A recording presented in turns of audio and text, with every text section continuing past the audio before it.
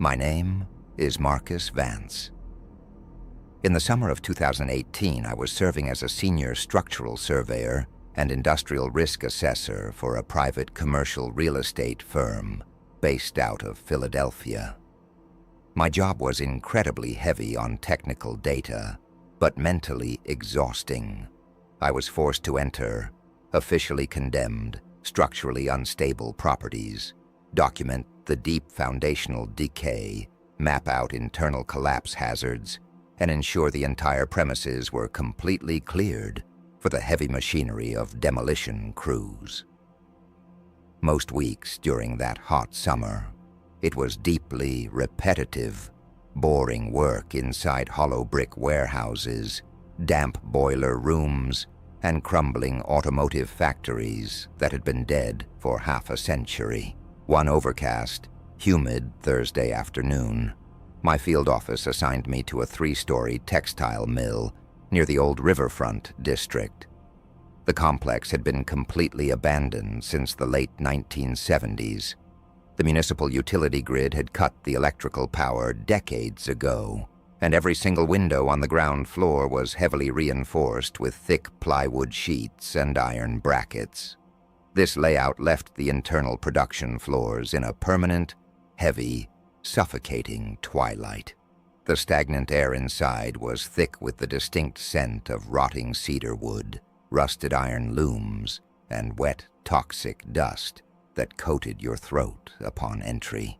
As I walked across the main factory floor, my heavy tactical flashlight beam cutting through the damp gloom, I manually documented the severe structural cracks running along the concrete ceiling support beams. That was the precise moment I noticed an incredibly strange, jarring detail painted on the far concrete retaining wall, right beside an old emergency fire valve. Someone had drawn a massive, thick, geometrically perfect circle using a bright, oily red grease marker. The boundary line was remarkably smooth, measuring almost 2 meters in total diameter. Inside that deep red perimeter, someone had written a single neat phrase in block letters. The space inside this boundary belongs to a different month. I paused in front of it, my headlamp beam illuminating the glossy texture of the grease. I laughed quietly to myself, assuming it was just typical teenage graffiti, an urban legend reference or some elaborate project left behind by local art students who frequently explored the riverfront ruins. I raised my digital company camera, took 3 high-resolution photographs of the concrete wall to attach to my final technical structural report, and then moved up the dark concrete staircase to inspect the 2nd and 3rd levels. I spent another 2 hours on the gravel roof checking the drainage pipes, finished my field notes, and drove back to my quiet suburban office building just as the sun began to drop behind the horizon. Later that evening, sitting in the absolute quiet of my office cubicle, I connected my camera equipment to download the digital image files into the master company database. My hand froze instantly on the computer mouse. In every single photograph I had taken on the ground floor, regardless of which direction my camera lens had been pointed, whether I was looking down at the wooden floorboards, focusing on the brick support pillars, or checking the rusted ceiling joints, that massive red circle appeared directly in the dead center of the frame. It did not look like it was painted on the concrete wall anymore. It looked as if it were a physical, bleeding object floating in the middle of the empty air, drifting significantly closer to my camera lens with every subsequent shot I took as I walked through the industrial room. The final picture, taken right before I exited the building through the main metal fire door, made my breath completely catch in my throat. The image was entirely distorted by an external texture. The thick, oily, wet texture of the red grease marker was pressed directly against the lens of the camera from the outside, smeared across the protective glass coating, completely obliterating the reflection of my own face in the background shadow of the door frame. I could not sleep a single minute that night. The complete technical absurdity of the camera glitch irritated me, turning into a strange, obsessive knot in my stomach. The next morning, Friday, I grabbed a heavy, high-intensity, tactical flashlight from my garage, skipped my scheduled morning office meetings, and drove straight back to the abandoned textile mill. I tore off the yellow warning tape, kicked open the side metal door, and marched back to the concrete wall by the fire valve. The brick wall was completely bare. The concrete surface was clean, gray, uniform, and covered in a thick layer of undisturbed ancient dust.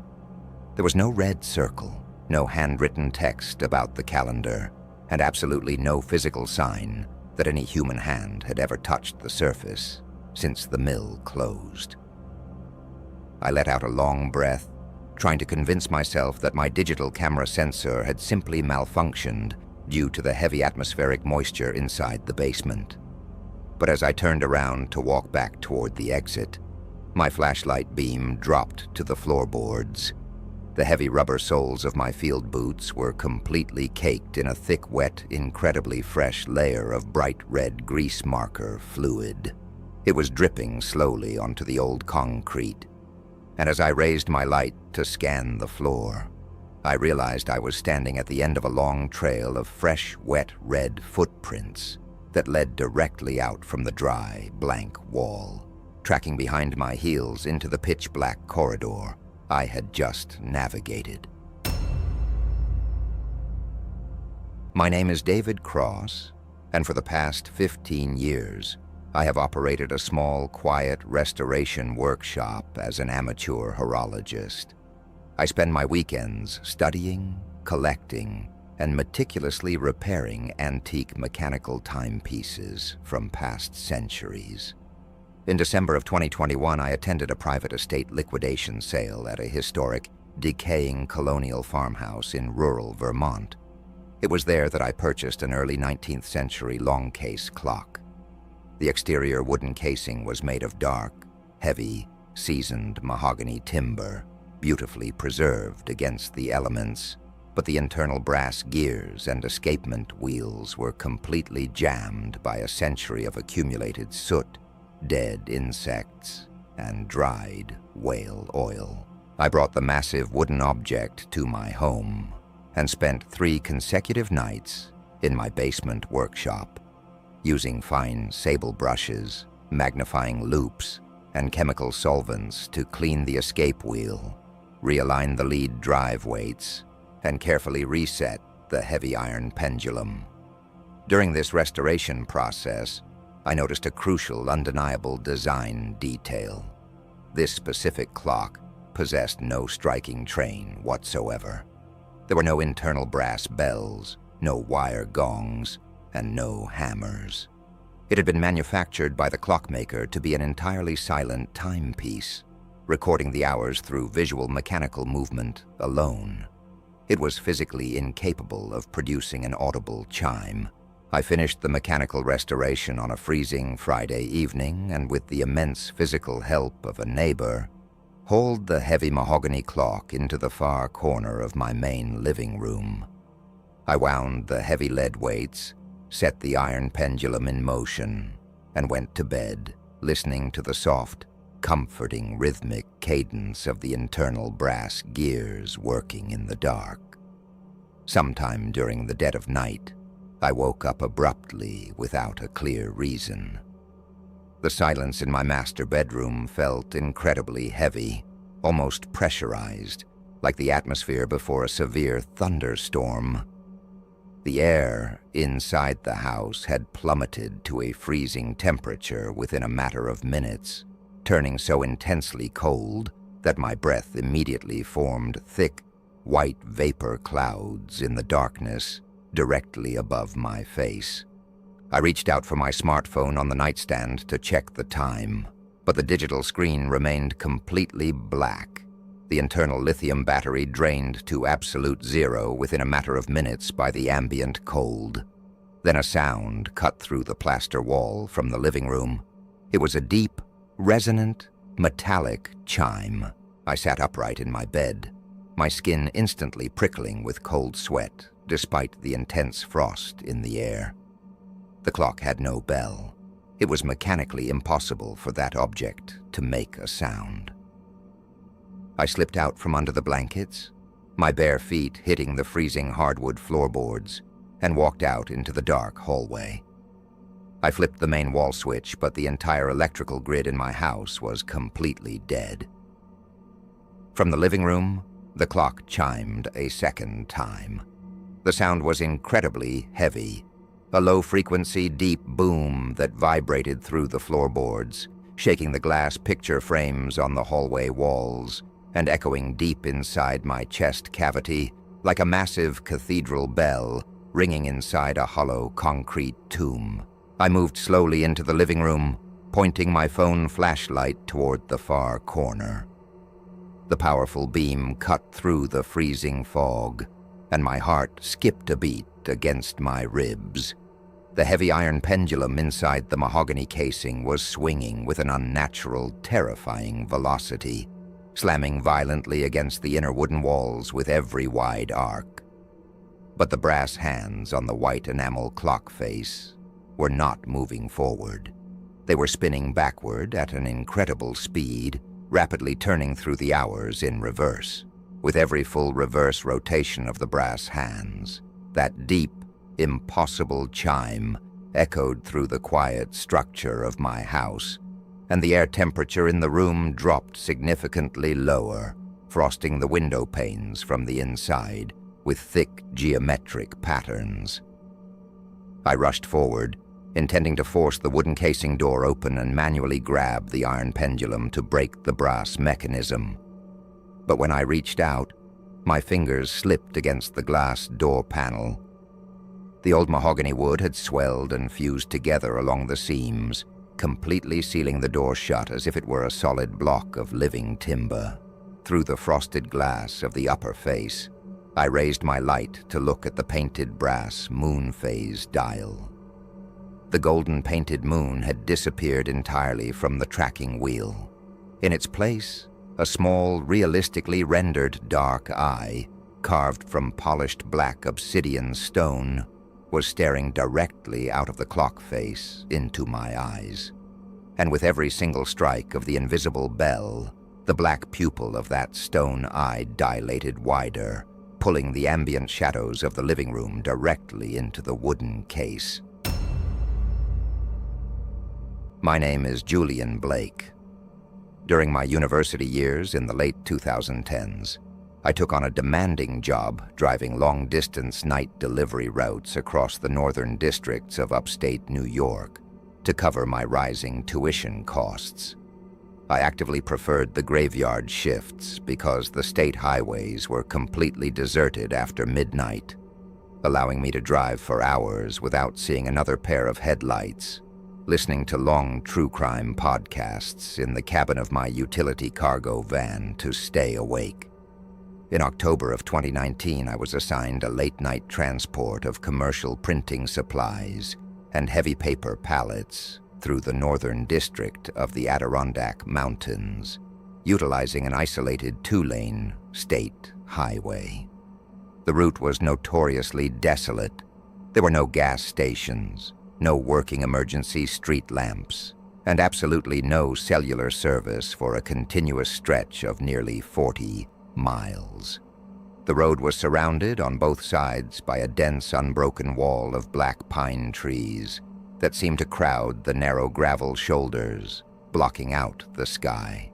Around 2 a.m, a heavy autumn downpour began to slick the asphalt, turning the road into a mirror of black water. My high beams cut through the dense sheet of rain, and suddenly, they illuminated a shape on the right gravel shoulder about 50 yards ahead of my front bumper.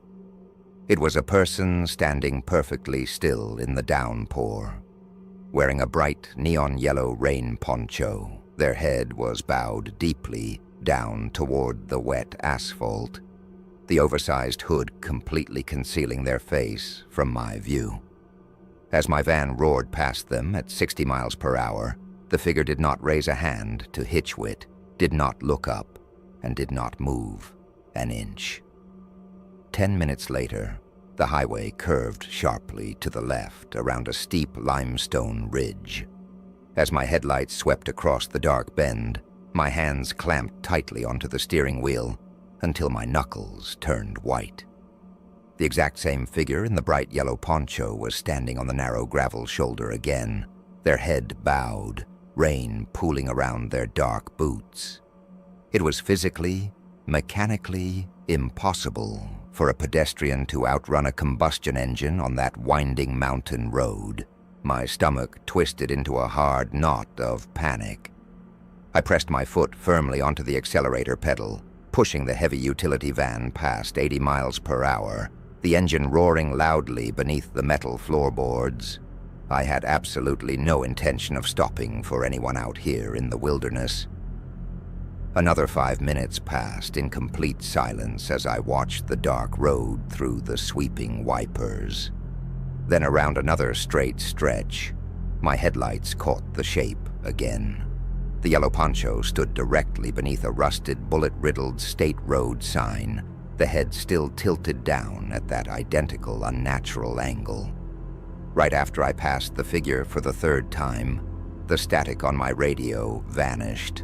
The white noise cut out into an absolute suffocating silence. The heater in the dashboard began to blow freezing air instead of warmth, and the cabin grew so quiet that I could hear the rhythmic clicking of my own windshield wipers against the glass. A sudden instinct, cold and sharp, told me to look away from the road ahead. I raised my eyes to the central rearview mirror, carefully adjusting the angle to look through the small glass window that separated my driver's seat from the empty, cavernous cargo bay in the back of the van.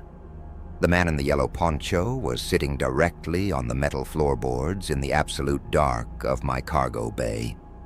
He was facing away from me, his back pressed tightly against the steel partition right behind my shoulders. He was completely drenched in water, a dark puddle expanding rapidly across the ribbed metal floor. Through the thin, wet plastic of his yellow poncho, I could see the sharp, angular bones of his spine and shoulder blades moving up and down with a rapid, erratic, hyperventilating breathing pattern that shook his entire frame. I froze, unable to move my neck, as a voice began to emit directly from my dashboard speakers, dry, electronic, and completely hollow. The road does not end, Julian. We are just looping the thread. My name is Clara Sterling. I work as an independent audio engineer and forensic sound restoration specialist, cleaning up background noise, balancing frequencies, and isolating dialogue for independent documentary filmmakers, historical societies, and true crime podcasts. In the spring of 2023, a client sent me a heavily corrupted digital audio file taken by an urban exploration group at an abandoned mining settlement in the high deserts of New Mexico, asking me to isolate a faint vocal track they believed was buried beneath the heavy desert wind. I loaded the heavy audio file into my digital workstation, put on my professional studio headphones, and began analyzing the waveform layout. The raw audio was terrible. Nothing but a deafening low-frequency rumble of desert wind hitting a cheap microphone capsule.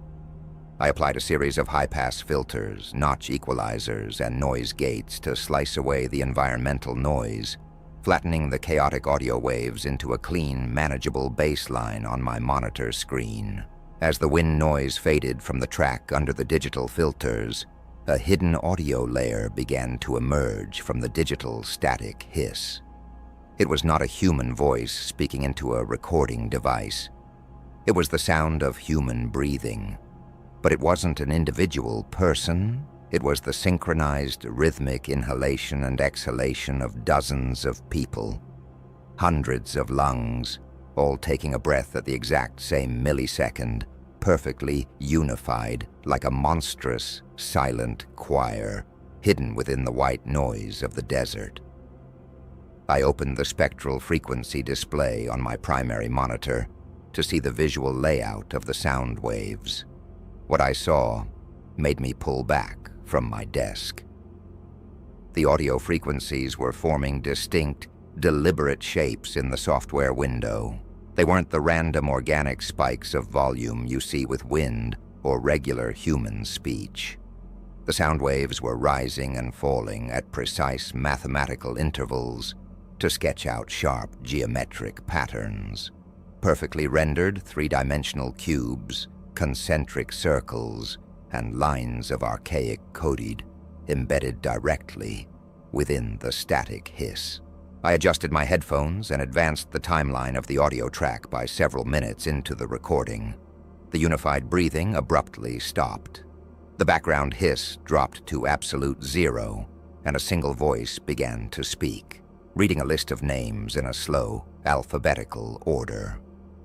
The voice was completely flat, synthesized and mechanical, lacking any human cadence, accent, or inflection.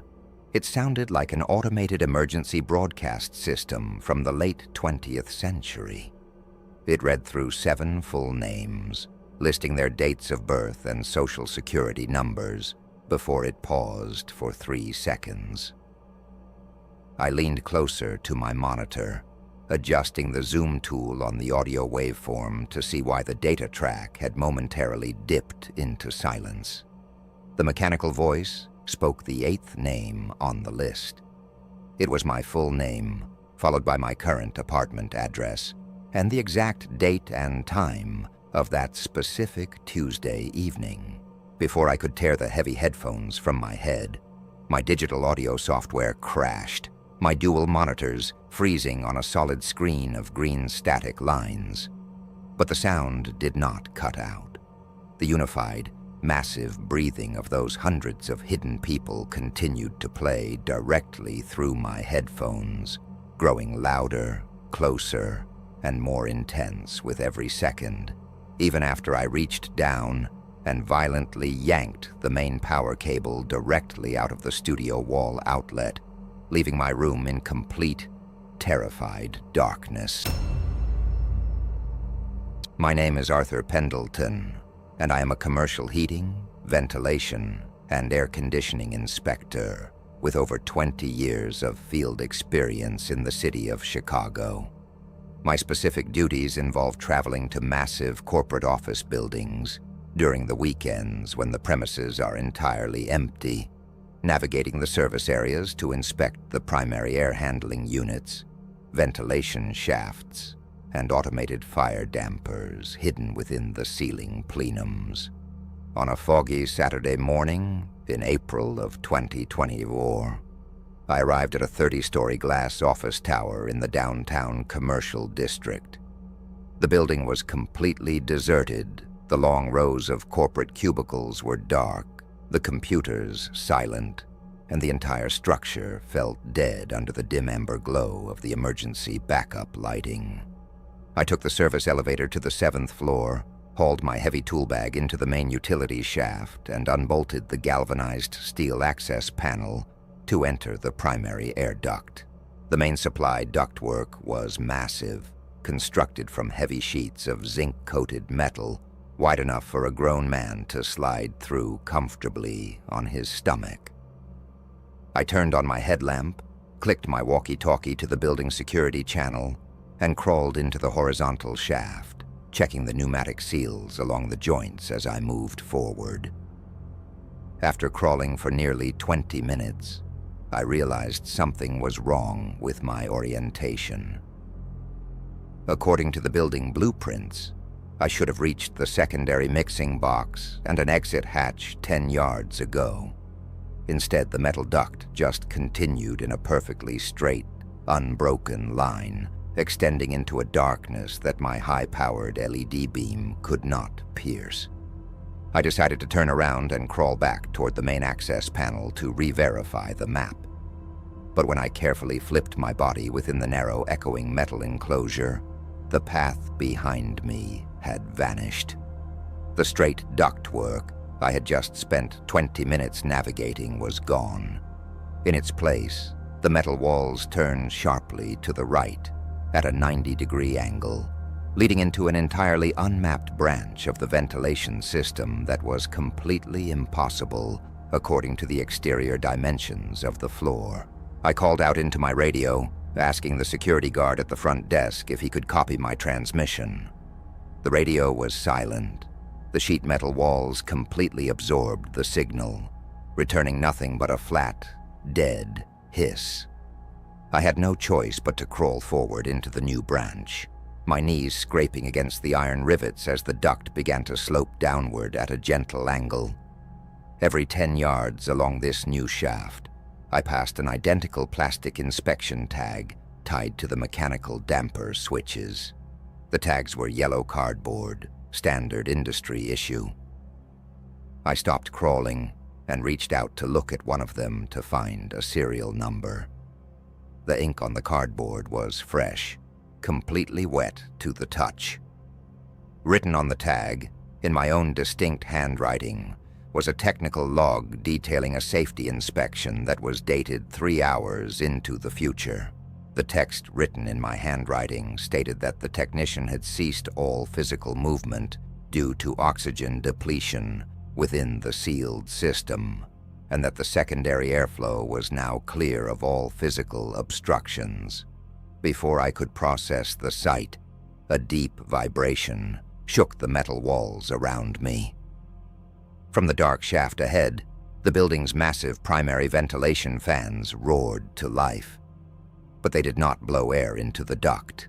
An immense, terrifying vacuum began to pull the atmosphere out of the shaft, creating a low-frequency hum that began to drag my body deeper into the dark, steel maze, while the metal walls compressed around my shoulders like a closing throat. If you have listened to this entire compilation, if these 5 separate signals have found their way through your speakers and into the quiet of your room, I need you to perform one final, simple check for me. Do not panic and do not make any sudden movements. Just reach out, activate your flashlight or your phone screen, and look directly upward at the architecture of your room. Look closely at the seams where your plaster walls meet the ceiling tiles. Scan the tight corners of your closet door, where the room's ambient shadows always hang the heaviest.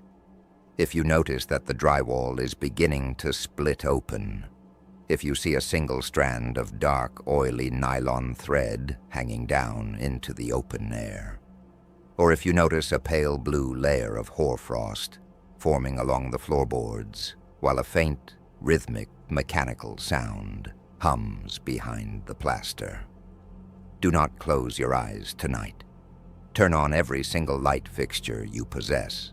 Fight the creeping exhaustion with everything left in your mind. Because the transmission has already completed the circuit, the anomaly has mapped out your coordinates, and your house is the next station on the loop.